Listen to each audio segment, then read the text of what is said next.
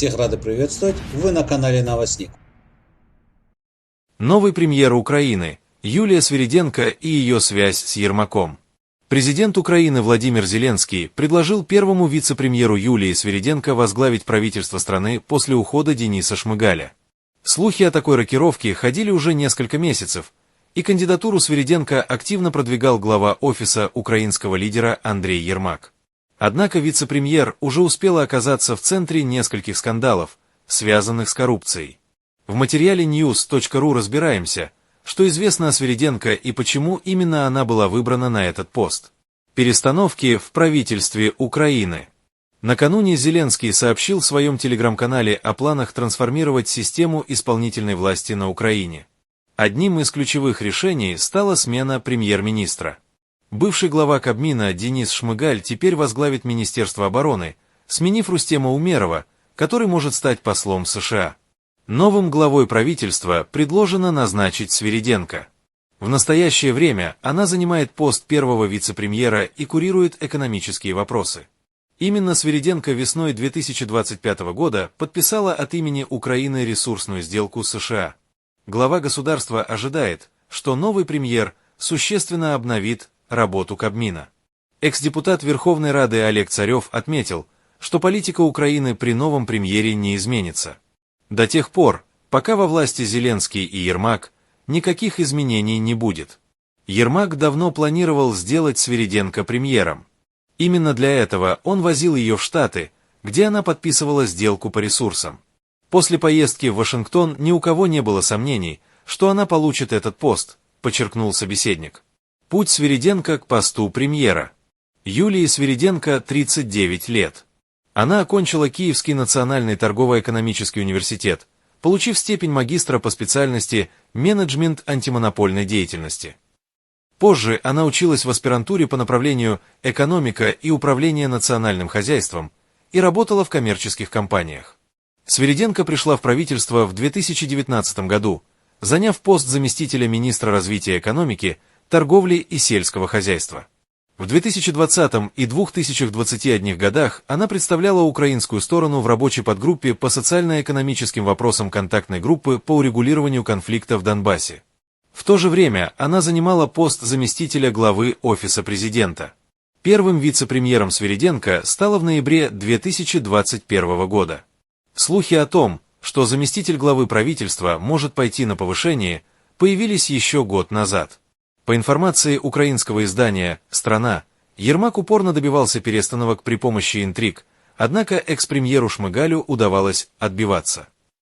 По словам Царева, Свириденко познакомилась с Ермаком, когда работала его заместителем по экономическим вопросам. Они выстроили очень хорошие отношения.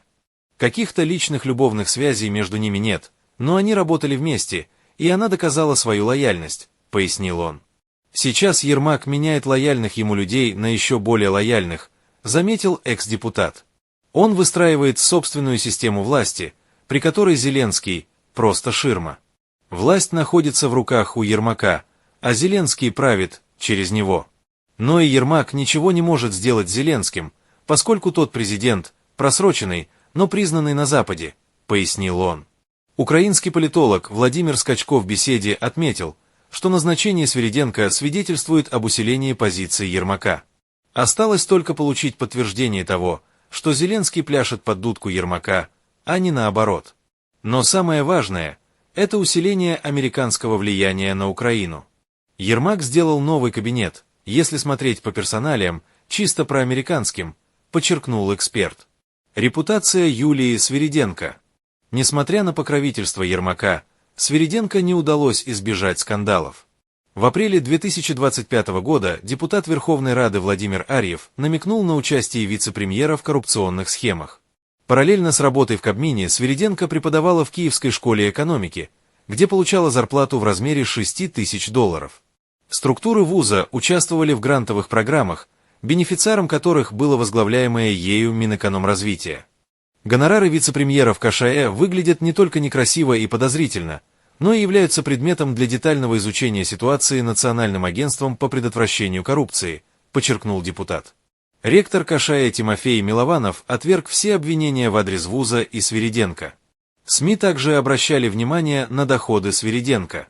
Украинский «Коммерсант» писал, что в 2022 году, вскоре после начала СВО, министр экономики приобрела земельный участок размером почти 1500 км в родной Черниговской области. А за день до старта российской спецоперации получила от мужа право на пользование автомобилем марки BMW.